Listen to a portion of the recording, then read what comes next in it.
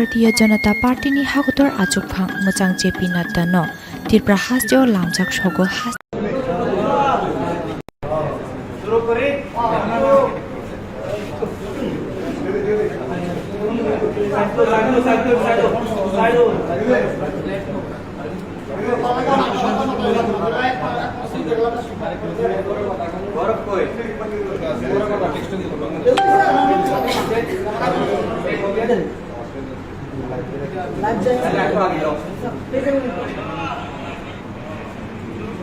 সকল মিডিয়া বন্ধুদের নমস্কার, শুভ সন্ধ্যা। আজকে ভারতীয় জনতা পার্টি ত্রিপুরা প্রদেশ কার্যালয়ে আপনাদের সবাইকে এই সাংবাদিক সম্মেলনে আমি স্বাগত জানাই। আপনারা অবহিত আছেন গত 29 আগস্ট, 28 এবং 29 আগস্ট দুদিনের ত্রিপুরা সফরে এসেছিলেন ভারতীয় জনতা পার্টির মাননীয় রাষ্ট্রীয় সভাপতি শ্রী জেপি নাড্ডা মহোদয় এবং 29 তারিখ খুমলুঙে ওনার একটি জনসভা ছিল। সেই জনসভাকে ঘিরে কিছু অপ্রীতিকর ঘটনা ঘটেছে। এই বিষয় নিয়ে আমাদের বক্তব্য রাখার জন্যই আজকের এই সাংবাদিক সম্মেলন। আমাদের মাঝে উপস্থিত রয়েছেন সাংবাদিক সম্মেলনে মাননীয় সাংসদ তথা ত্রিপুরা প্রদেশ বিজেপির মাননীয় সহ সভাপতি শ্রী রেবতী ত্রিপুরা মহোদয়, উপস্থিত রয়েছেন মাননীয় এমডিসি এবং প্রবক্তা ভারতীয় জনতা পার্টির বিমল চাকমা মহোদয়, উপস্থিত রয়েছেন আমাদের মাঝে জনজাতি মোর্চার সাধারণ সম্পাদক দেববর্মা মহোদয়। তো আমি প্রথমেই সম্বোধন করার জন্য মাননীয় সাংসদ তথা রাজ্য সহ সভাপতি শ্রী রেবতী ত্রিপুরা মহোদয়কে অনুরোধ করব এই বিষয়ে বিস্তারিত বলার জন্য।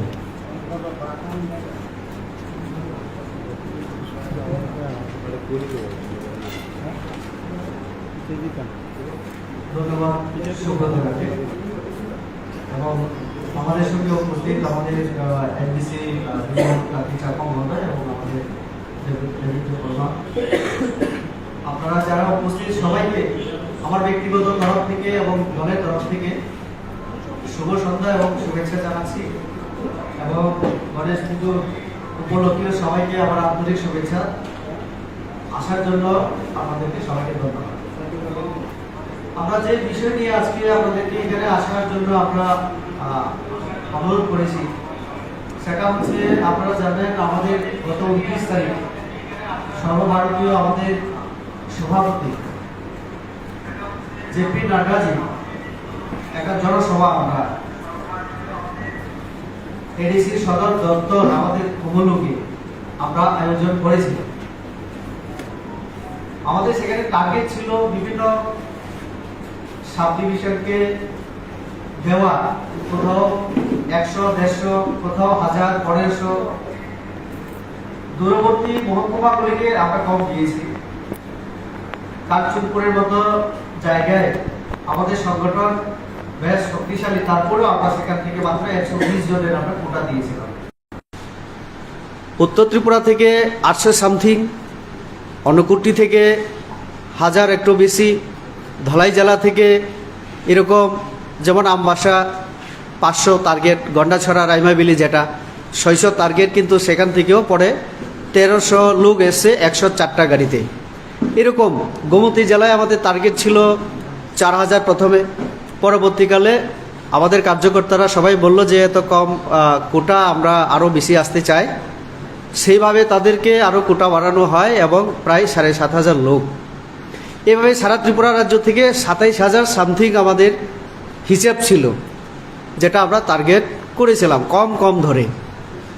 আমাদের কাছে যতটুকু হিসাব 30,000-এর উপরে বিভিন্ন মন্ডল সাব ডিভিশন থেকে আমাদের খুমলুঙের উদ্দেশ্যে তারা রওনা দিয়েছিল সকাল 7টা, 8টা, 9টা, বিভিন্ন সময় দূরবর্তী এলাকা থেকে 6টা, 7টা বা 8টার মধ্যে।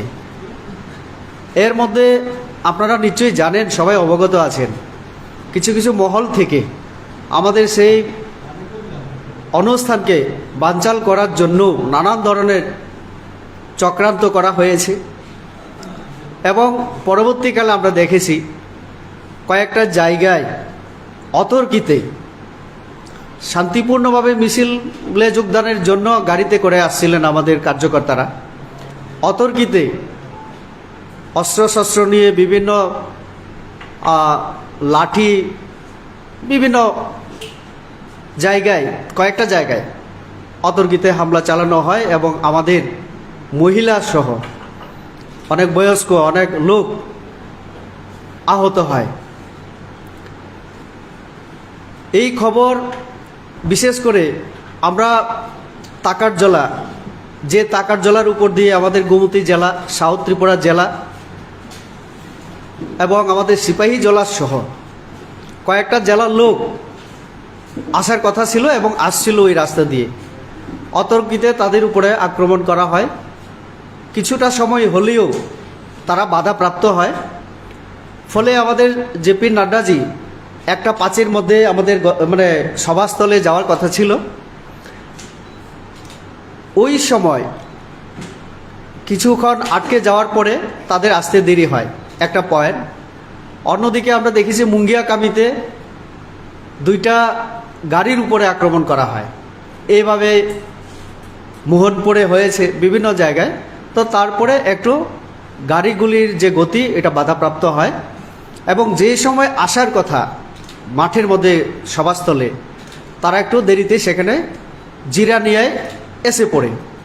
অন্যদিকে আমরা দেখেছি একটা 5-এ যেহেতু নাড্ডাজি যাওয়ার কথা, পুলিশের তরফ থেকেও একটা সময় পুরো রাস্তাকে একটু ভিআইপি যাওয়ার ক্ষেত্রে যাতে অসুবিধা না হয় তার জন্য আটকে দেওয়া হয়। ফলে হাইওয়েতে অনেক গাড়ি জমে যায়, বিভিন্ন মালের যে লরিজগুলি, ট্রাক গাড়িগুলি এবং অনেক যাত্রীবাহী অনেক বাস, অন্যান্য গাড়ি, আমাদের কার্যকর্তারা যে গাড়ি নিয়ে আসছিল সেই গাড়িগুলিও আটকে পড়ে। এইভাবে আমাদের রেল স্টেশনে আটকে পড়ে। কারণ রেল স্টেশন জিরানিয়া থেকে আমাদের খুমুলুঙ্গে লোক আনার জন্য আমাদের 7-8টা বাস আমরা ঠিক করে রেখেছিলাম, আরও 10টা ছোটো গাড়ি আমাদের ঠিক করা ছিল। অর্থাৎ উত্তর ঊনকোটি এবং ধলাই জেলার কয়েকটা মণ্ডল থেকে ট্রেনে আসার কথা, তাদেরকে ওই জিরানিয়া রেল স্টেশন থেকে আনার জন্য এই বাসগুলি, গাড়িগুলি ঠিক ছিল। ওই গাড়িগুলিও আটকে যায়। তারপরও অনেক আমাদের কর্মীরা পায়ে হেঁটে আমাদের সভাস্থলে যায়। অন্যদিকে আরেকটা অসুবিধা আমরা লক্ষ্য করেছিলাম, সেটা ছিল প্রচণ্ড রৌদ্রের কারণে অনেক লোক এদিকে ওদিকে এক জায়গায় তারা বসতে পারেনি। কারণ 11টা থেকে লোক আসতে শুরু করেছিল, 12টা, 1টা, 2টা অবধি তারা অপেক্ষা করছিলেন আমাদের নাড্ডাজির জন্য। তার মধ্যেই আমাদের ভাষণ শুরু হয় এবং নাড্ডাজি প্রায় 2টার সময় সেখানে পৌঁছান। এটা হচ্ছে একটা দিক।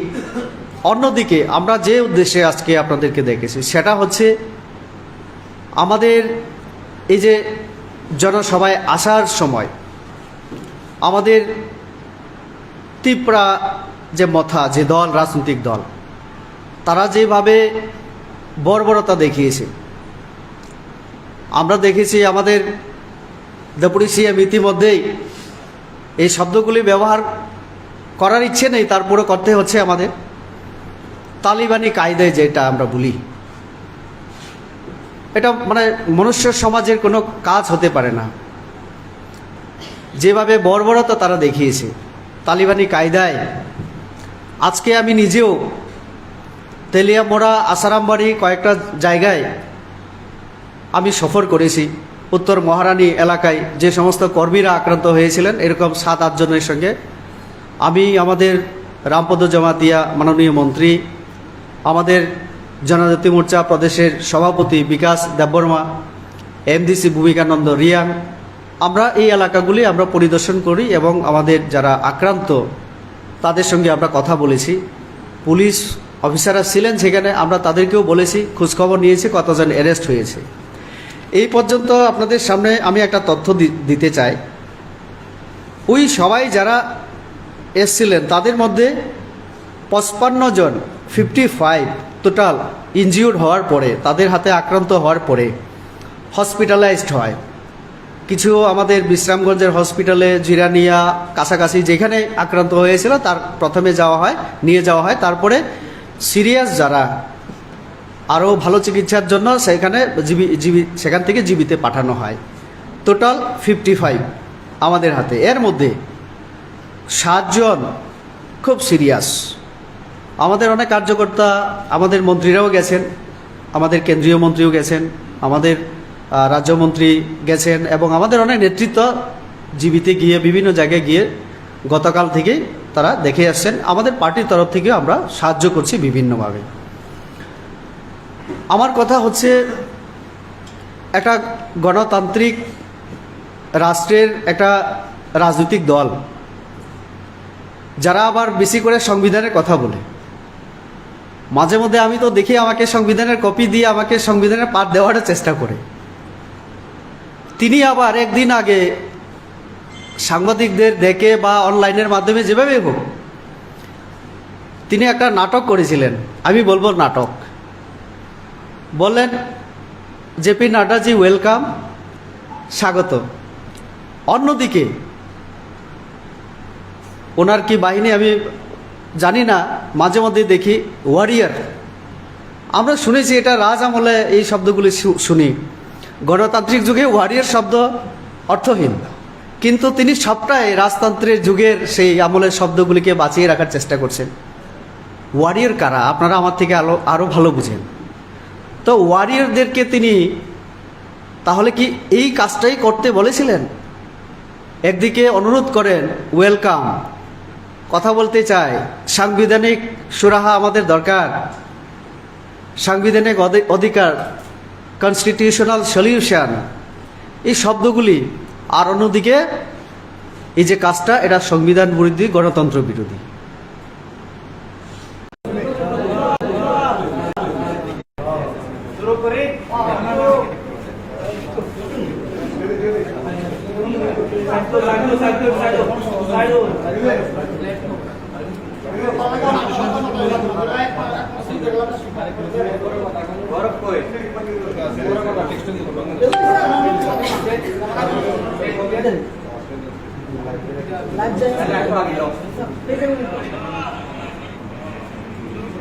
সকল মিডিয়া বন্ধুদের নমস্কার, শুভ সন্ধ্যা।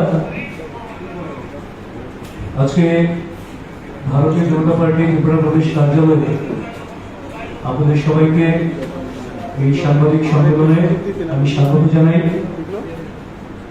আপনারা অবহিত আছেন,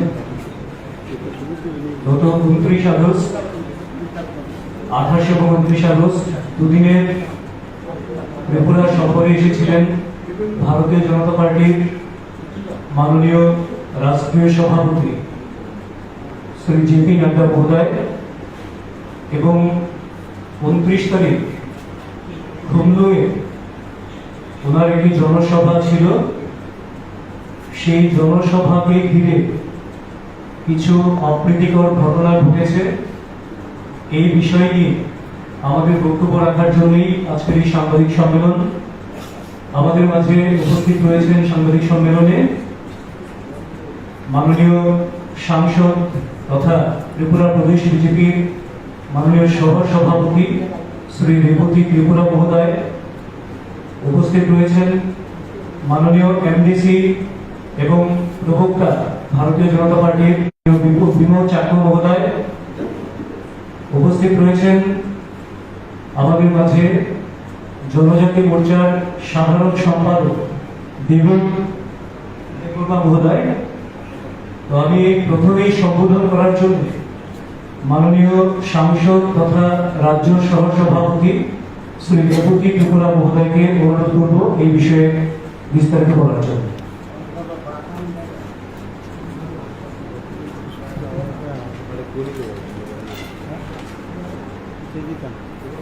ধন্যবাদ সুব্রতকে, এবং আমাদের সঙ্গে উপস্থিত আমাদের এনডিসি চাকমা মহোদয় এবং আমাদের আপনারা যারা উপস্থিত সবাইকে আমার ব্যক্তিগত তরফ থেকে এবং দলের তরফ থেকে শুভ সন্ধ্যা এবং শুভেচ্ছা জানাচ্ছি এবং গণেশ পুজোর উপলক্ষে সবাইকে আমার আন্তরিক শুভেচ্ছা। আসার জন্য আমাদেরকে সবাইকে ধন্যবাদ। আমরা যে বিষয় নিয়ে আজকে আপনাদেরকে এখানে আসার জন্য আমরা অনুরোধ করেছি সেটা হচ্ছে, আপনারা জানেন আমাদের গত 29 তারিখ সর্বভারতীয় আমাদের সভাপতি জেপি নাড্ডাজি একটা জনসভা আমরা এডিসি সদর দপ্তর আমাদের কুমলুকে আমরা আয়োজন করেছিলাম। আমাদের সেখানে টার্গেট ছিল বিভিন্ন সাব ডিভিশনকে দেওয়া, কোথাও 100, 150, কোথাও 1000, 1500, দূরবর্তী মহকুমাগুলিকে আমরা কম দিয়েছি। কাঞ্চনপুরের মতো জায়গায় আমাদের সংগঠন বেশ শক্তিশালী, তারপরেও আমরা সেখান থেকে মাত্র 120 জনের আমরা কোটা দিয়েছিলাম। উত্তর ত্রিপুরা থেকে 800 সামথিং, অনুকুটি থেকে 1000 একটু বেশি, ধলাই জেলা থেকে এরকম যেমন আমবাসা 500 টার্গেট, গন্ডাছড়া রাইমাবিলি যেটা 600 টার্গেট, কিন্তু সেখান থেকেও পরে 1300 লোক এসছে 104টা গাড়িতে। এরকম গোমতী জেলায় আমাদের টার্গেট ছিল 4000 প্রথমে, পরবর্তীকালে আমাদের কার্যকর্তারা সবাই বলল যে এত কম কোটা, আমরা আরও বেশি আসতে চাই। সেইভাবে তাদেরকে আরও কোটা বাড়ানো হয় এবং প্রায় 7500 লোক।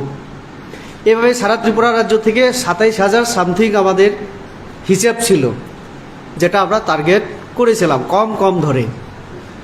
আমাদের কাছে যতটুকু হিসাব 30,000-এর উপরে বিভিন্ন মণ্ডল সাব ডিভিশন থেকে আমাদের খুমুলুঙ্গের উদ্দেশ্যে তারা রওনা দিয়েছিল সকাল 7টা, 8টা, 9টা, বিভিন্ন সময় দূরবর্তী এলাকা থেকে 6টা, 7টা বা 8টার মধ্যে। এর মধ্যে আপনারা নিশ্চয়ই জানেন, সবাই অবগত আছেন, কিছু কিছু মহল থেকে আমাদের সেই অনুষ্ঠানকে বানচাল করার জন্য নানান ধরনের চক্রান্ত করা হয়েছে এবং পরবর্তীকালে আমরা দেখেছি কয়েকটা জায়গায় অতর্কিতে শান্তিপূর্ণভাবে মিছিলে যোগদানের জন্য গাড়িতে করে আসছিলেন আমাদের কার্যকর্তারা, অতর্কিতে অস্ত্রশস্ত্র নিয়ে বিভিন্ন লাঠি, বিভিন্ন জায়গায়, কয়েকটা জায়গায় অতর্কিতে হামলা চালানো হয় এবং আমাদের মহিলা সহ অনেক বয়স্ক অনেক লোক আহত হয়। এই খবর বিশেষ করে আমরা তাকারজলা, যে তাকারজলার উপর দিয়ে আমাদের গোমতী জেলা, সাউথ ত্রিপুরা জেলা এবং আমাদের সিপাহী জেলা সহ কয়েকটা জেলার লোক আসার কথা ছিল এবং আসছিল ওই রাস্তা দিয়ে। অতর্কিতে তাদের উপরে আক্রমণ করা হয়। কিছুটা সময় হলেও তারা বাধাপ্রাপ্ত হয়।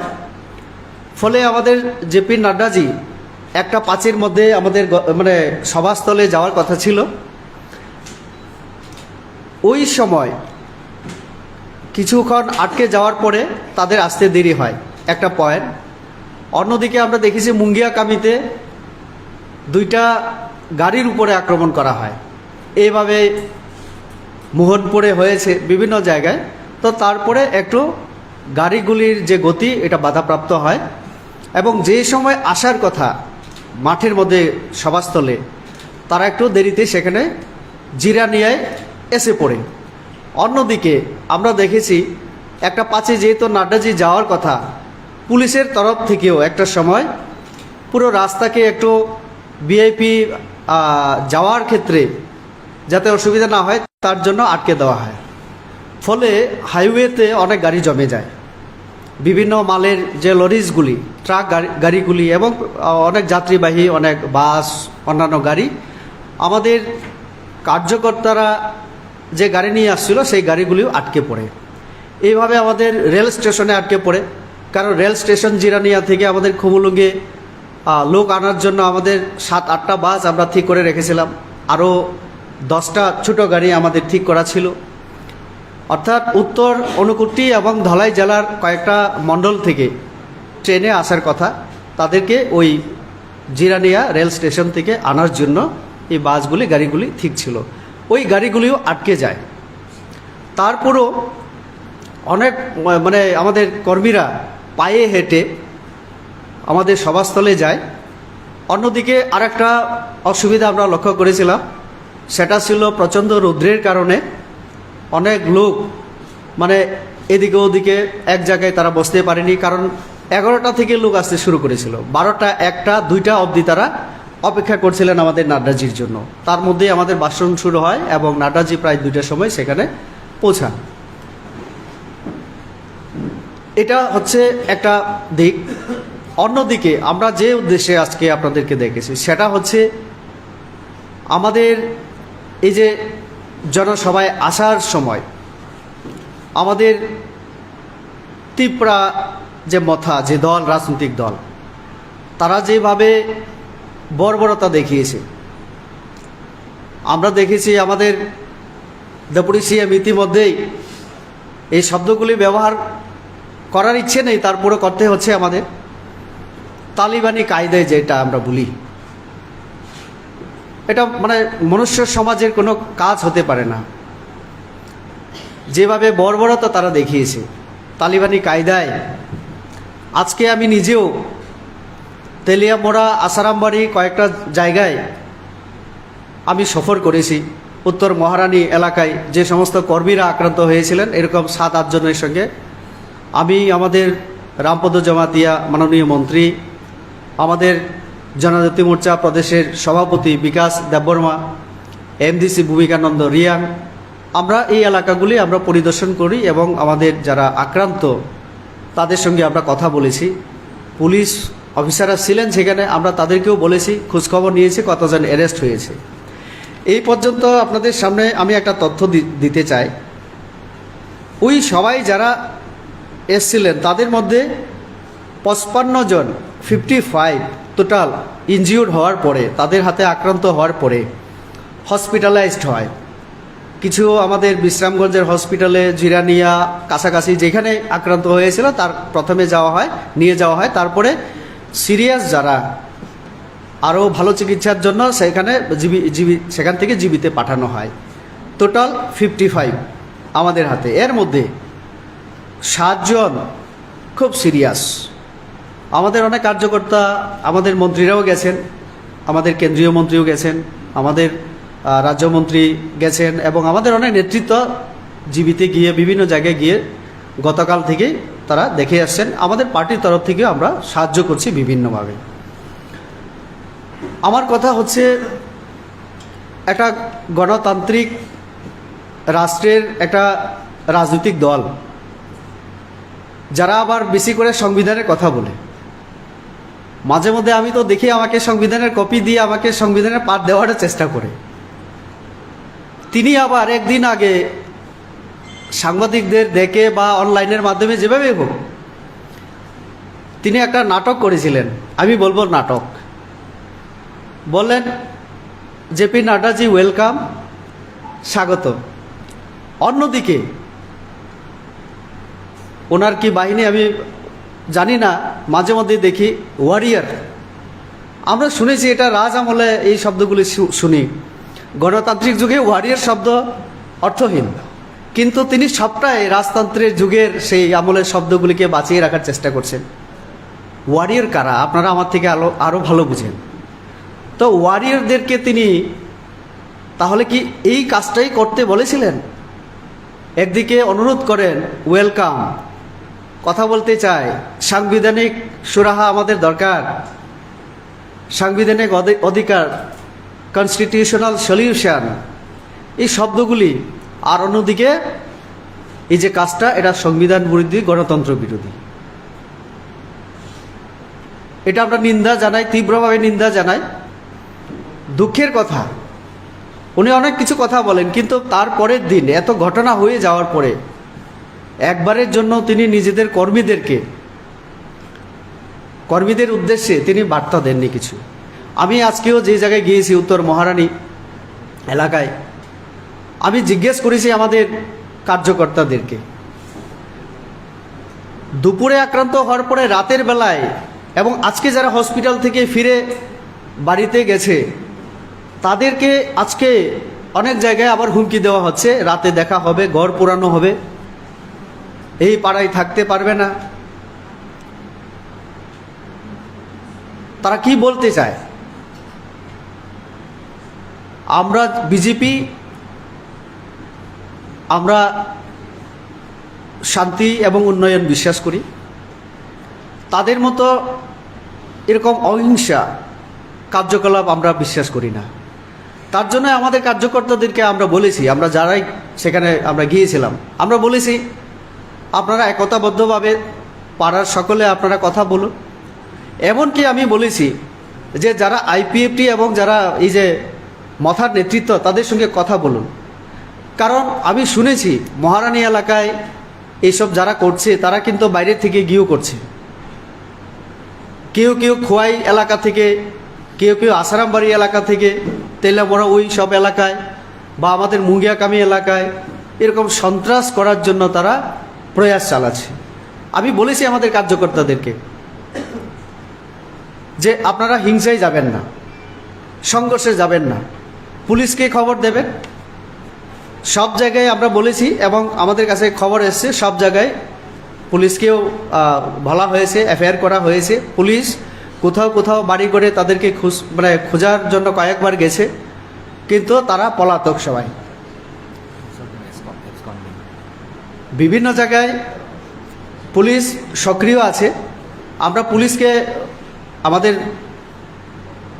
যে সমস্ত করার চেষ্টা হচ্ছে সেখানে আমরা বলেছি যে আরও অ্যাক্টিভ হওয়ার জন্য।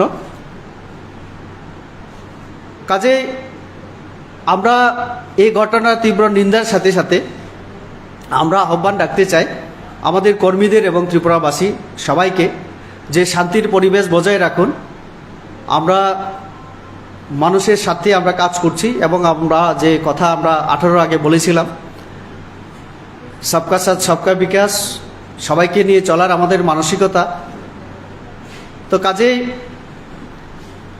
যাতে হিংসায় কেউ তাদের পাতানো ফাঁদে কেউ যেন পা না দেয়।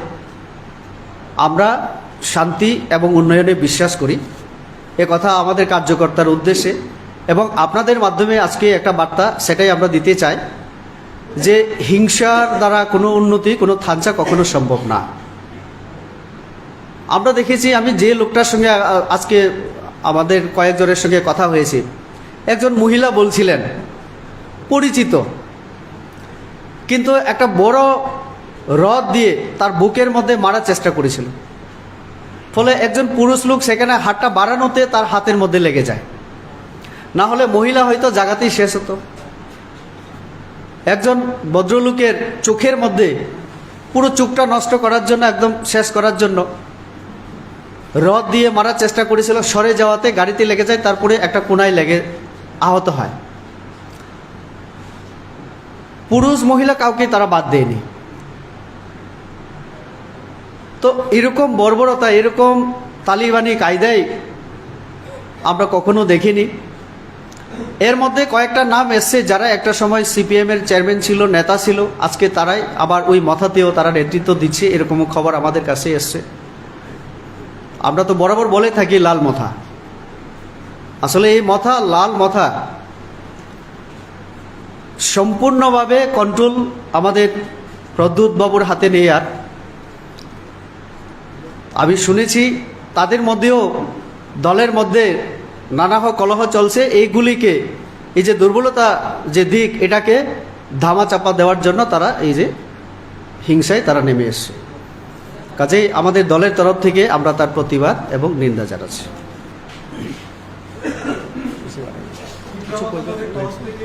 কারবার বলা হচ্ছে যে জেপিনারদের এই সভা নাকি ফ্লপ, চেয়ার নাকি ফাঁকা ছিল, বারবার এই প্রচারটা তারা করছেন সামাজিক মাধ্যমে।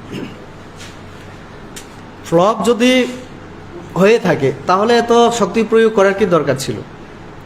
আমাদের গাড়ি যেগুলো আসছিল, আমি তো বলেছি হিসাব, আমাদের কাছে গাড়ির হিসাব আছে। গন্ডাছড়া থেকে 104টা গাড়ি এসছে, 1300 লোক। একটা গাড়ি নষ্ট হয়ে ফিরে যায়, মানে 104টার মধ্যে 103টা তো আমাদের এখানে এসেছিল। কিন্তু কোথাও কোথাও কি হয়েছে, সভা ঠিক সময় মানে সভাস্থলে তারা আসতে পারেনি, ফলে আমাদের সভা প্রায় শেষের পথেও তারা অনেকে আসছিল। তখন আমি দেখেছি কয়েকটা গাড়ি আমি যখন চলে আসার জন্য ওইখান থেকে আমি গেটের মধ্যে ছিলাম, তখনও গাড়ি আসছিল আমাদের। তো এটা কোনোভাবে ফ্লপ না, আমাদের টার্গেটই ছিল 27,000 সামথিং, আমরা যেভাবে আমরা হিসাব করেছিলাম 30,000 প্লাস। কাঞ্চনপুর থেকে আমি তো বললাম 120 জন, 3টা বাস এসছে আমাদের, 40 জন করে 120 জন। কিন্তু আমাদের আজকে মণ্ডল সভাপতি এখনও আছেন আমাদের পার্টি কার্যালয়ে, তিনি একটা কাজে আমাদের আগরতলায় আছেন, মণ্ডল সভাপতি কাঞ্চনপুরের। একটু আগে আমার সঙ্গে কথা হয়েছে, উনি হিসাব দিয়েছেন 3টা বাস আসার পরেও আমাদের কিছু কার্যকর্তা যাদের নিজস্ব গাড়ি আছে তারা আরও 3 জন 4 জন করেও তারা এসছে, আরও 2-3টা গাড়ি বেশি আসছে, অর্থাৎ টার্গেট থেকে বেশি। আমি তো বললাম শুরুতে যে আমরা ওই যে কিছু পুলিশ ভিআইপি রাস্তার জন্য আটকে দেওয়ায় এবং কিছু জায়গায় বাধাপ্রাপ্ত হয়, ঠিক সময় তারা আসতে পারেনি, আর একসঙ্গে তারা মাঠে ঢুকতে পারেনি। কেননা মাঠের মধ্যে আমাদের প্রচণ্ড রৌদ্রের কারণে অনেকে সাইডে রাস্তায় বিভিন্ন জায়গায় বিচ্ছিন্নভাবে ছড়িয়ে ছিটিয়ে ছিল, তার জন্য আমরা একত্রে বসাতে পারিনি। এবং শেষে আমাদের মধ্যেও আমরা আলোচনা করেছি আমাদের উপরে কিছু একটা দেওয়ার কিন্তু বড় মাঠ হওয়ার কারণে উপরে শেড দেওয়া, কিছু স্ক্রিপ্ট মানে কাপড় দিয়ে ছায়া দেওয়ারও ব্যবস্থা সেরকম হয়নি। আর ইতিমধ্যে আপনারা দেখেছেন পরপর 2টা দিন আমরা সবাই ব্যস্ত ছিলাম, তো অনেকটা তার কারণেই আমাদের সেই একটা অসুবিধা হয়েছিল। কিন্তু মানুষ আমাদের টার্গেট অনুসারে সব জায়গা থেকে, এর মধ্যে শুধু একটা জায়গা থেকে আমি আপনাদের সুবিধার্থে আমি বলতে পারি, কমলপুরে তার একদিন আগে একটা ড্রাইভারের ঘটনাকে কেন্দ্র করে তারা 3টা জায়গায় রাস্তা আটকে রেখেছিল, আমাদের গাড়িগুলি রেডি ছিল, 11টা পর্যন্ত কমলপুর আমবাসার রাস্তা বন্ধ ছিল, তারপরে খোয়াই রাস্তা বন্ধ ছিল, বিভিন্ন জায়গায় তারা বন্ধ করে রেখেছিল ওই ঘটনাকে কেন্দ্র করে। এটা আমাদের সঙ্গে কোনো নেই, অন্য আরেকটা ঘটনা ইস্যুকে কেন্দ্র করে, কিন্তু উদ্দেশ্য আমাদের এই যে জনসভাকে ব্যাহত করা, একটু বাধা দেওয়া, এটা তাদের ছিল। তো কাজেই সব দিক থেকে আমরা যদি বিচার করি তাহলে আমাদের সভা সফল, এবং মানুষ আমাদের জনসভায় এসেছিল, শুধু একত্রে বসানোর ক্ষেত্রে দেখানোর ক্ষেত্রে আমাদের একটু অসুবিধা, সেটা আমরাও মানছি। আচ্ছা, এই জনসভার দিন তো রাস্তা ঘুরে ঘুরে দেখলাম আমরা, সামাজিক মাধ্যমে ভাইরাল হয়েছে ছবিগুলি, আবার সংবাদ মাধ্যমে প্রকাশিত হয়েছে, ধারালো অস্ত্র নিয়ে রাস্তায়, তীর ধনুক নিয়ে রাস্তায়। যেহেতু আপনারা প্রশাসনের দায়িত্ব রয়েছে, এখনো পর্যন্ত কাউকে গ্রেফতার করা হয়েছে? আমি তো বললাম সেটা, পুলিশ সব জায়গায় অ্যাক্টিভ আছে, পুলিশ অনেক বাড়িতে কয়েকবারও গেছেন। আমি আজকেও খোয়াই জেলাতে যেহেতু ছিলাম, গতকালে আমি সঙ্গে তিনি যখন আমি খবর পেলাম মুঙ্গিয়াকামিতে ঘটনা হয়েছে, আমি তাৎক্ষণিক ওনার সঙ্গে কথা বলে উনি ব্যবস্থাও করেছেন, কিন্তু মুঙ্গিয়াকামিতে দ্বিতীয়বার আর ঘটনা হয়নি। আজকে আমি যেহেতু আমি গিয়েছিলাম, তো আমি খবর দেওয়ার পরে তাদের সঙ্গে কথা বলার পরে ওনারা অনেক বাড়িতে 2বারও গেছেন, 3বারও, কিন্তু তারা এখন পলাতক। তো পুলিশ তাদেরকে আমাকে কথা দিয়েছে তাদেরকে ছাড়বে না, যেখানে পাওয়া যাবে সেখানে ধরা হবে, হয়তোবা একটু সময় লাগবে। অবশ্যই আমরা নাম সব কিছু দিয়ে ডিটেলস দিয়ে আমরা এফআইআর করেছি সব জায়গায়। কিছু কিছু লোক হয়তোবা 100 জনের মধ্যে আমরা 1-2 জনকে চিনতে পারিনি, কিন্তু তাদের যে নেতৃত্ব, যারা নেতৃত্ব দিয়েছিল সেই আক্রমণে, তাদের নাম দিয়ে আমরা তাদের সাথে আরও 2 জন বা 3 জন ছিল বা 10 জন ছিল, এরকম আমরা পুলিশকে ইনফরমেশন আমরা দিয়েছি। আমার 3টে প্রশ্ন আছে। বলুন। প্রথম হচ্ছে, আপনি বললেন যে বেশ কিছু প্রাক্তন সিপিআইএম নেতৃত্ব যারা এখন মথাতে যোগ দিয়েছেন তাদেরও দেখা গেছিল সেদিন। তো আপনারা প্রায় লাল মাথা বলেন, এই ঘটনার পেছনেও কি লাল ছিল? 1, 2 বলেছেন যে এই র্যালি আপনাদের মধ্যে সাকসেসফুল, লোক এসেছিল, সময় মতো পৌঁছতে পারেন, কতজন লোক আসলে আসতে পেরেছে? 3, আপনারা অভিযোগ করেছেন, বলছেন কটা অভিযোগ এখন অবধি করা হচ্ছে, কজনের বিরুদ্ধে কাজ সারা হচ্ছে? আচ্ছা, এটার সাথে আমি একটা অ্যাড করছি, একটু স্পেসিফিক জায়গাগুলো উল্লেখ করে দেবেন। সিপিএম প্রাক্তন চেয়ারম্যান এবং নেতারা কোন কোন জায়গায় ছিল?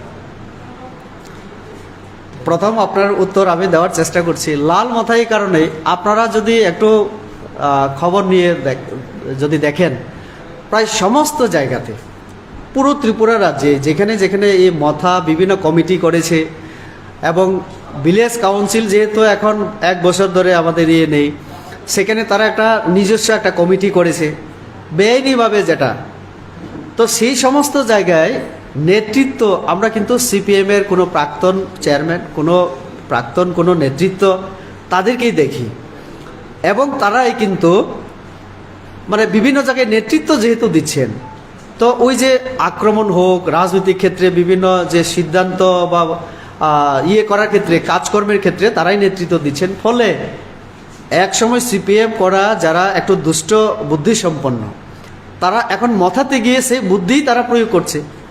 তার জন্য আমরা একটা সময় লাল যেহেতু ছিল, এখন আবার মথার নাম নিয়েছে, তার জন্য আমরা নাম দিয়েছি লাল মথা। এটা একদম সত্য। আমি হয়তোবা সব জায়গার আমি নাম দিতে পারবো না, কিন্তু এক দুইটা ঘটনা আমরা যদি তথ্য আমার কাছে এই মুহূর্তে আমি নাম দিতে পারবো না, কারণ তথ্য আমি আনিনি সেটা, কারণ যে জায়গায় আমরা এফআইআর করেছি সেখানে আছে এরকম অনেক নাম। তো এটা হচ্ছে একটা কথা। আর একটা কথা, মাঠের মধ্যে কতজন ছিল এটা না আপনি হিসাব করতে পারবেন না আমি হিসাব করতে পারবো। আমি তো দাবি করে বলছি যে আমাদের মাঠেও অনেক লোক ছিল, প্রচুর লোক ছিল, কিন্তু আমি এটাও তো বলছি যে রৌদ্রের কারণে 1 ঘন্টা বসবেন, 2 ঘন্টা বসবেন। আমি মিডিয়াকে আমি বারবার ফলো করছিলাম। আমাদের জেপি নাড্ডাজি ওনার ভাষণে বলেছেন যে আমি আর সময় নিতে চাই না, এখানে যারা মিডিয়া আছেন আপনারাও খুব কষ্টে দাঁড়িয়েছেন। উনি সেই কথা কেন বলেছেন? কারণ যারা আমাদের সামনে ছিল, আমরা তো একটা স্টেজে ছিলাম, কিছু তো আমরা রৌদ্রের হাত থেকে আমাদের উপরে ছায়া ছিল, কিন্তু আপনাদের ছিল না। তো সাধারণ মানুষ, আপনি ভাবুন যদি কোনো ব্যক্তি 12টা থেকেও যদি সেখানে চেয়ার ছিল বসতে শুরু করে, উনি 2টার সময় গিয়েছেন, 2 ঘন্টা বসা, তো কাজেই সেখানে দোকান বন্ধ করে দেওয়া হয়েছিল খুব বুদ্ধি করেই, তারা ষড়যন্ত্র করেই। অনেক ব্যবসায়ীরা আমাদেরকে বলেছেন আমরা বিজনেস করতে চাই, কারণ আমাদের জনজাতিরা এমনিতেই গরিব, সেখানে লতা পাতা নিয়ে বাসকরুল নিয়ে তো ব্যবসা বাণিজ্য করে, আর চিপসের দোকান, পানের দোকান। ওই দিন তারা বুক বেঁধেছিল এই আশায় কি যে আগামীকাল জনসভা হবে, আমাদের জিনিসপত্র আমরা বিক্রি করতে পারবো, আমাদের কিছু ইনকাম হবে, বাড়তি ইনকাম। জলের বোতল আমরা পাইনি, আমরা যে জল নিয়ে গিয়েছি আমাদের জিরানিয়াও গাড়ি আটকে যাওয়ায় আমরা পরবর্তীকালে জল আপনাদেরকেও আমরা ব্যবস্থা করতে পারিনি। যে জল নিয়ে গিয়েছিলাম শেষ হয়ে গেছে, আমাদের গাড়ি থেকে নামিয়ে আমরা জল খেয়েছি। আপনি কি বলতে চাইছেন যে বাজার বন্ধটাও কি একটা বিশাল? এটাও চক্রান্ত, কিন্তু জনগণ বুঝতে পেরেছে এটা কাদের স্বার্থে করেছে, মানুষের স্বার্থে তারা করেনি, মাথা তাদের স্বার্থে করেছে। আর এটা দিয়ে তো বিজেপিকে রোখা যায়নি, তার জন্য তো আমি বললাম আমাদের টার্গেট অনুসারে লোক গেছে, আরও বেশি গেছে, কিন্তু ওই প্রচণ্ড রৌদ্রের কারণে মাঠে হয়তোবা আমরা 3 ঘন্টা বসাতে পারিনি। এটা তো আমিও স্বীকার করছি, আমরা স্বীকার করছি।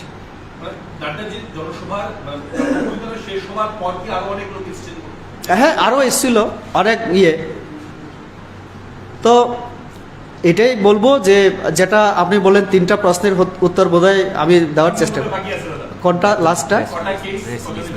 কটা কেস? সেটা তথ্য সব জায়গাতেই দেওয়া হয়েছে। যেমন আমি তো বললাম আমাদের টাকার জলায় আটকানো হয়েছিল, যে মণ্ডলের লোকেরা আক্রান্ত হয়েছে সেই মণ্ডলে ওই কারা কারা করেছিল তাদের বিরুদ্ধে সব জায়গায় করা হয়েছে।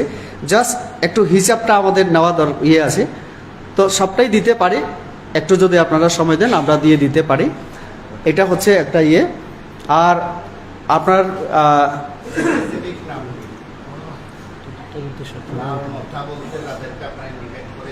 হ্যাঁ, ওইটাই যেগুলি নাম দিয়ে আমরা এফআইআর করেছি সেটা তো আছে, কপিও আছে আমাদের। আমরা বিভিন্ন মণ্ডল থেকে হোয়াটসঅ্যাপের মাধ্যমে নিয়েছি, কিছু কিছু আমাদের হার্ড কপিও আছে, আমরা 1-2টা তো দিতে পারি। যেমন মঙ্গলদেব বর্মা সিমনা, উনি নেতৃত্ব দিয়ে এনেছিলেন আমাদের কর্মীদেরকে, তিনি যেটা এফআইআর করেছেন আমার কাছেও আছে, হোয়াটসঅ্যাপে আছে, কিন্তু বের করে দিতে হবে আপনাদেরকে। এখানে আমি দেখেছি, আছে আমার কাছে, আমি দেখাতে পারি আপনাদেরকে। এরকম দেবীদের কাছে আছে, বিভিন্ন জায়গা থেকে কালেকশন আমরা করেছি। আমি নিজেও আজকে সকাল থেকে আমি বাইরে ছিলাম, তবু আপনাদেরকে কথা দিয়েছি বলে আমি ঠিক সময় আমি আসতে পেরেছি, চেষ্টা করেছি আসার। আমি কিন্তু 6টায় এখানে হাজির হয়েছি, আপনাদেরকে বেশি ওয়েট করাইনি। এই জনসভাকে বানচাল করার যে কৌশল নেওয়া হয়েছিল বলছেন, তার পেছনে কোথাও এই লাল মাথারও হাত ছিল প্রাক্তন সিপিআইএম লোকেদের? অবশ্যই দেখুন, সিপিআইএম আছে তাদেরও কি হাত ছিল? যারা লাল মাথা হিসাবে এখন পরিচিত আমি তাদেরকে বেশি ইন্ডিকেট করছি, কারণ সিপিএম এরকম সরাসরি আমার হাতে অন্তত নেই, কিন্তু লাল মাথা তার সঙ্গে জড়িত, এটা আমি একদম দাবি করতে পারি। আমি আরেকটা আপনাদের কথা আমি করতে চাই, বলতে চাই, যে উদ্দেশ্যে আমরা এডিসিতে আমরা ওনার সভা আমরা করেছি।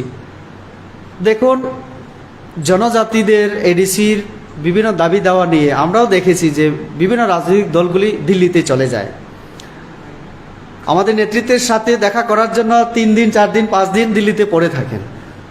তো আমরা ভাবলাম তাহলে আমাদের নেতৃত্বকে আমরা সেই সদর দপ্তরে আমরা হাজির করাই। এক তো তারা রাস্তাঘাট দেখবেন, উন্নয়ন দেখবেন, সমস্যা দেখবেন, আমাদের সঙ্গে কথা বলবেন, শুনবেন। আইপিএফটি নেতৃত্বরাও দেখা করেছেন, কথা বলেছেন।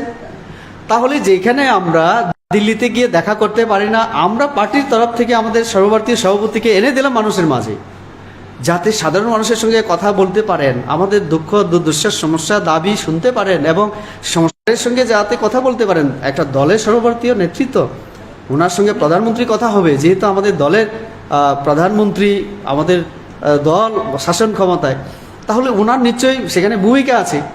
তো আমরা তো এই উদ্দেশ্য নিয়ে এসেছিলাম, কিন্তু তারা দরজা বন্ধ করে বাইরে হাওয়া ঢুকতে দিল না। তো কি করা? তাতে কার ক্ষতি হলো? জনজাতিদেরই তো ক্ষতি হলো।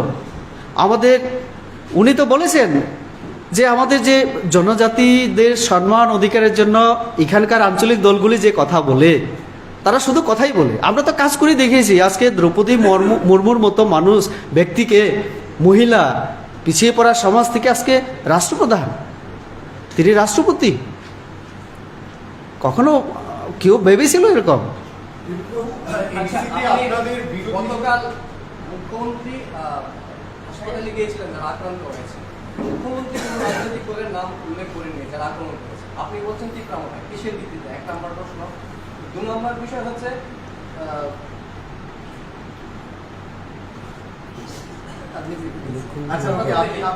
দেখুন, মুখ্যমন্ত্রী তো আপনারও আমারও সবার, আমরা রাজনৈতিক দল হিসেবে বলছি এখন। এবং গতদিন তিনি সঙ্গে সঙ্গে গিয়েছিলেন,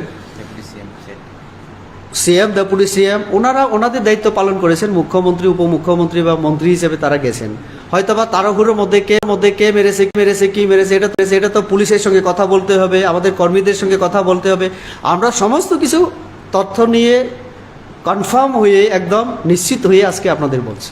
আচ্ছা, আরেকটা বিষয়, যারা আক্রান্ত হয়েছে, যারা মার খেয়েছে, ওদের একটা বরাবরের অভিযোগ যে পুলিশকে জানানোর পরেও পুলিশ ওদের নিরাপত্তা দেয়নি বা এগিয়ে আসে। এখন পুলিশের মানে এই অভিযোগ নিয়ে পুলিশের ভূমিকা নিয়ে কি?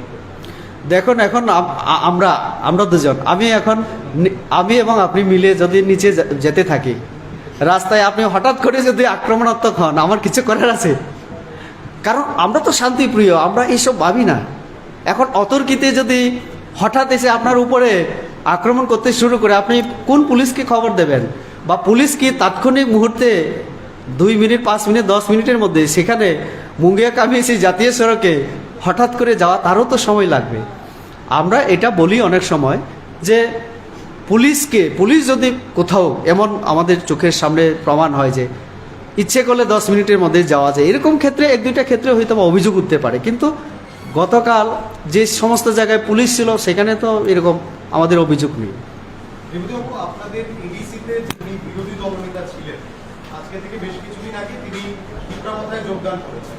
যোগদান করার সময় আপনি যে কথাটা বলেছিলেন যে বিজেপি সবার উন্নয়ন চায়, উনি বলছেন সবকা সাথ সবকা বিকাশ, এই কথাটা শুধুমাত্র স্লোগানেই রয়েছে, কিন্তু হয়েছে সব মন্ত্রীদের বিকাশ, সব নেতা মন্ত্রীদের বিকাশ। একেবারে ডাইরেক্ট এই কথাটা দিন তীব্রতায়। এটা সম্পূর্ণ ভিত্তিহীন। আমরা যদি কিছু করে থাকি তাহলে সাধারণ মানুষের জন্যই আমরা করেছি। ভ্যাকসিন তো আমরা সবাই পেয়েছি, শুধু মন্ত্রী পাইনি। ভ্যাকসিন যে এই কথা বলেছে সেও পেয়েছে। ভ্যাকসিন দেওয়ার ক্ষেত্রে কি আমরা বলেছি যে আমরা শুধু নেতা মন্ত্রী পেয়েছি? না, বিরোধীরা বলেছিল ভ্যাকসিন নিও না, কারণ এই ভ্যাকসিনের কোনো গ্যারান্টি নেই। নরেন্দ্র মোদী কেন ভ্যাকসিন নেননি, রাষ্ট্রপতি কেন নেয় না, একটা সময় বলেছিল। আর পরবর্তীকালে চুরি করে চুপি চাপি সবাই নিয়েছে। প্রধানমন্ত্রী আবাস যোজনায় আমরা তো একদিনের মধ্যে 1,47,000 ঘরও আমরা দেই, সেটা কি নেতা মন্ত্রীরা পায়? সেটা তো নিশ্চয়ই 2011 সালে আমাদের সেন্সাসে যে ব্যক্তি পরিবার গরিব বলে সেখানে লিস্টের মধ্যে এসে তাদেরকে আমরা দিয়েছি। ঠিক আছে না? 8টা জাতীয় সড়ক সবার জন্যই তো। সব জেলাকে জুড়ে দেওয়া, সব আমার রাজ্যের সমস্ত এলাকা যাতে তার বেনিফিট পায়। আমরা একলব্য বিদ্যালয় করছি, ওই যারা বলে তার ছেলেও সেখানে পড়াশোনা করবে, মেয়েও পড়াশোনা করবে। তো এতে শুধু নেতা মন্ত্রীর কি, নেতা মন্ত্রী কি আছে, হয়তোবা প্রোটোকল অনুসারে একটা সিকিউরিটি গার্ড পাবে, একজন মন্ত্রী তো সেই সিপিএম আমলেও পাবে। এখন কোনো এমডিসিও যদি ইএম হয়ে যায়, সেও তো একটা মিনিমাম কিছু তো পাবে।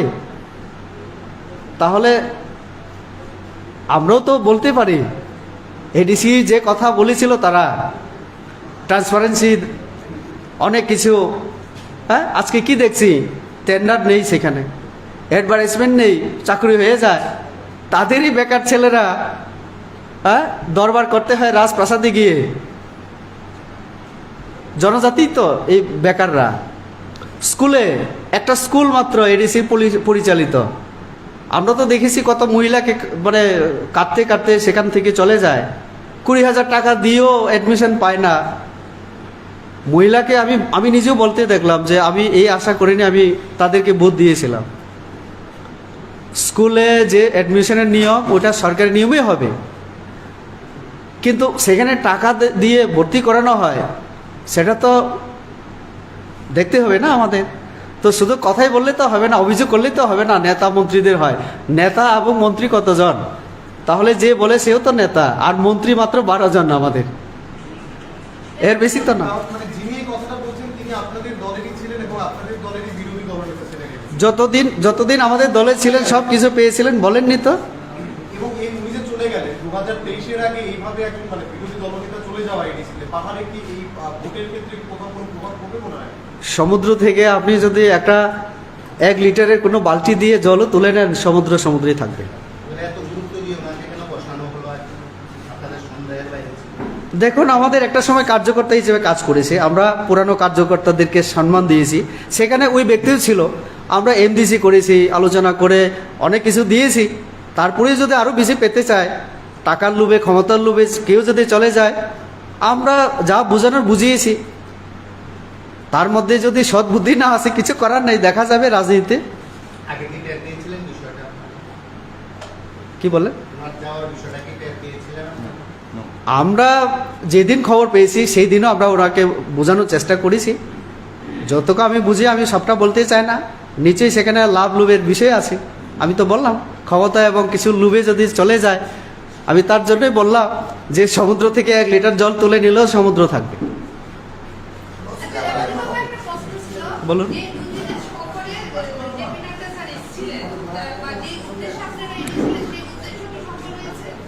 নিশ্চয়ই, কারণ আমাদের সাংগঠনিক বিষয়ে তিনি আমাদেরকে পরামর্শ দিয়েছেন।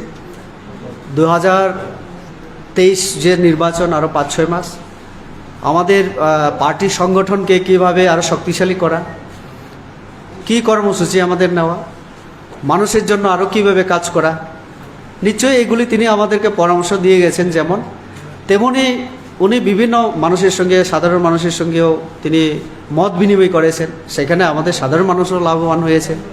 এবং এই যে জনসভার মাধ্যমে আমরা যে বার্তা দেওয়া, সেটা আমরা দিয়েছি। এবং অন্য দলও যেভাবে তাদের হিংসার বার্তা, মানুষ বুঝতে পেরেছে যে তারা হিংসা ছাড়া কিছু আর বুঝে না, উন্নয়ন তো করতে পারবে না, তারা জানে। তার জন্যই আমরা যে উন্নয়নের জন্য ভাবছি, আমাদের কেন্দ্রীয় নেতৃত্বকে একদম আমাদের গ্রামে নিয়ে আমরা আসছি, সেটাতে তারা আতঙ্কিত, তার জন্যই বাধা দেওয়া। আমরা সফল, পুরোপুরি সফল। বলুন।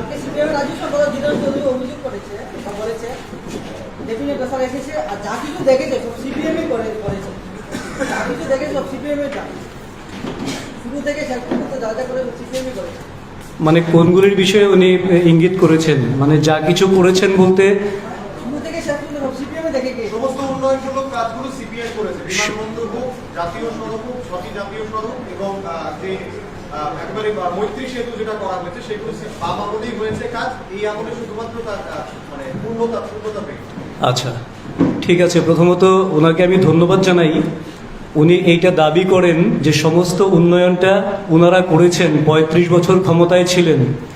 আমি শুধু আপনাদেরকে একটা কথা বলবো, 35 বছরের সঙ্গে 4.5 বছর, মাঝখানে 2 বছর কোভিডকে বিবেচনায় রেখে আপনারা কল্পনা করুন, কয়েকটা ইনস্ট্যান্স আমি বলছি, আসাম আগরতলা রোড বলে একটাই জাতীয় সড়ক ছিল, এখন জাতীয় সড়কের সংখ্যা কটা? গোটা রাজ্যটাকে জাতীয় সড়কে যুক্ত করা হচ্ছে, বিভিন্ন প্রান্তকে যুক্ত করা হচ্ছে, বিকল্প জাতীয় সড়ক তৈরি হচ্ছে। এটা কেন আগে হয়নি? প্রথম বিষয়। দ্বিতীয় বিষয়, যেটা এখন প্রধানমন্ত্রী আবাস যোজনা, গ্রামীণ এবং শহর, সেই ধরনের একটা যোজনা আগেও ছিল, নরেন্দ্র মোদীজি আসার আগেও ছিল এবং নরেন্দ্র মোদীজি আসার পরেও ওনারা একটা সময় পেয়েছিলেন প্রধানমন্ত্রী আবাস যোজনা। সেই জায়গায় কেন সর্বস্তরের মানুষের কাছে সেই ঘরের সুবিধা পৌঁছায়নি? কেন এখন পর্যন্ত গিরিবাসীদের, জনজাতিদের পরিবারে নলসে জলের ব্যবস্থা করা হয়নি? এখন পর্যন্ত আমাদের এই সরকার 4.5 বছরে মোটামুটিভাবে 3.5 লক্ষের কাছাকাছি জলের কানেকশন দিতে হচ্ছে এই 2022 সালের মধ্যে। এই লক্ষ্যমাত্রাকে সামনে নিয়ে এরা চলছে। কেন এটা করেনি? বেসিক যে নিডসগুলি আছে, কেন একলব্য বিদ্যালয়, আমরা বলছি একলব্য বিদ্যালয় আমরা 18টা করব, ওদের সময়ে কেন করা হয়নি? কেন সিবিএসসি স্কুল, যে স্কুলে পড়াশোনা করতে চায় রাজ্যের ছেলেমেয়েরা, উন্নত এডুকেশন চায়, সিবিএসসি স্কুল আগেও করা যেত প্রস্তাব পাঠালে, কেন করা হয়নি? এমবিবি বিমানবন্দর, মহারাজা বীর বিক্রম কিশোর নামে যে বিমানবন্দর, সেটার আপগ্রেডেশন কেন করা হয়নি? সেটা কেন এইখান থেকেই আমাদের এই সময়ে করা হচ্ছে? তো এই ধরনের আপনারা যদি বলেন ভুড়ি ভুড়ি বলা যাবে। 35 বছর একটা দল ক্ষমতায় ছিল, একেবারে কিছুই করবে না, তাহলে তো দল কবেই ধুয়ে মুছে সাফ হয়ে যেত। কি করেছে? ন্যূনতম যেইটুকু না করলে নয়, এবং কোনো কোনো ক্ষেত্রে ব্যক্তি স্বার্থ, কোনো কোনো ক্ষেত্রে দলীয় স্বার্থ, এই দুটোকে চরিতার্থ করার জন্যে যতটা করা ততটাই। রাজ্যের সার্বিক উন্নয়ন, ভবিষ্যৎ পরিকল্পনা কি ছিল রাজ্যের জন্য? কোনো ভবিষ্যৎ পরিকল্পনা লেআউট করেছেন কখনো? প্রত্যেকটা বাজেট দেখুন, প্রত্যেকটা এদের নির্বাচনী ইস্তেহার দেখুন, ওরা ভিশন ডকুমেন্ট নিয়ে কথা বলছে, আমরা তো রিপোর্ট কার্ড নিয়ে যাব ময়দানে। জায়গাতে যতগুলি সিপিএম এর নির্বাচনী ইস্তেহার হয়, সেখানে কি থাকে? এই জায়গাটাকে উন্নত করার চেষ্টা করা হবে, আরো নতুন কিছু করার চেষ্টা করা হবে, এই ধরনের স্পেসিফিক কিছু নেই।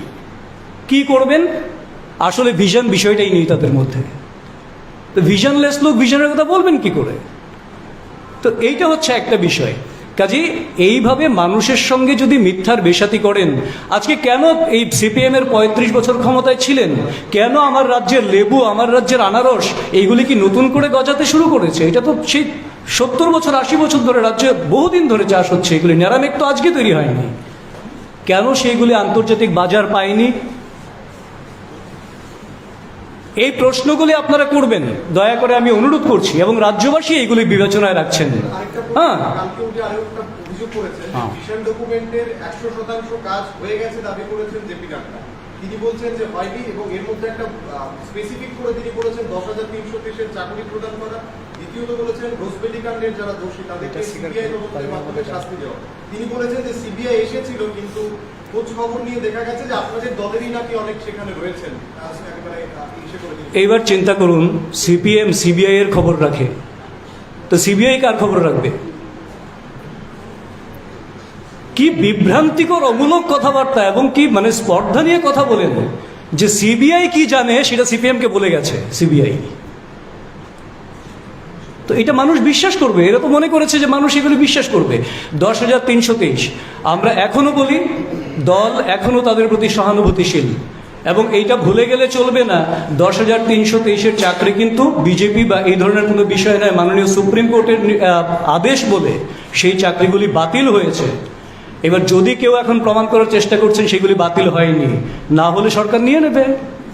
সুপ্রিম কোর্টের আদেশ বলে দেখাক না যে চাকরি বাতিল হয়নি, কি হয়েছিল দেখাক, কোর্ট বলে দিক, সরকার নিয়ে নেবে। প্রথম বিষয়। কিন্তু এইটা ভুলে গেলে চলবে না, ভিশন ডকুমেন্টে আমরা বলেছি মানবিক দিক থেকে তাদেরটাকে বিচার করা হবে, এবং সেই বিচারটা যথারীতি তাদের জন্য ন্যায় করার জন্য 2 বছর তাদের চাকরিকে এক্সটেন্ড করার বিষয়টা যদি কেউ করে থাকে, ভারতীয় জনতা পার্টি ত্রিপুরা প্রদেশ সেই উদ্যোগ গ্রহণ করেছিল, এবং তারপরেও একটা লামসাম অ্যামাউন্ট, যখন সেই টেনিউরটা শেষ হয়ে গেল, কোর্টে আর কোনোভাবেই সেটাকে এক্সটেন্ড করা গেল না, সেই সময় একটা লামসাম অ্যামাউন্ট দেওয়ার ব্যবস্থাও কিন্তু ভারতীয় জনতা পার্টির সরকার, বিজেপি সরকার, ত্রিপুরা সরকার করে দিয়েছেন। কাজে এখনও আমরা বলি, আমরা এখনও সহানুভূতিশীল। যদি কোর্ট নির্দেশিকা দেয়, সরকার অবশ্যই সেটাকে গ্রহণ করবে। সবাইকে অনেক অনেক ধন্যবাদ, নমস্কার। এটা আমরা নিন্দা জানাই, তীব্রভাবে নিন্দা জানাই। দুঃখের কথা, উনি অনেক কিছু কথা বলেন, কিন্তু তার পরের দিন এত ঘটনা হয়ে যাওয়ার পরে একবারের জন্য তিনি নিজেদের কর্মীদের উদ্দেশ্যে তিনি বার্তা দেননি কিছু। আমি আজকেও যে জায়গায় গিয়েছি উত্তর মহারানী এলাকায়, আমি জিজ্ঞেস করেছি আমাদের কার্যকর্তাদেরকে, দুপুরে আক্রান্ত হওয়ার পরে রাতের বেলায় এবং আজকে যারা হসপিটাল থেকে ফিরে অনেক জায়গায় আবার হুমকি দেওয়া হচ্ছে, রাতে দেখা হবে, ঘর পোড়ানো হবে, এই পাড়ায় থাকতে পারবে না। তারা কি বলতে চায়? আমরা বিজেপি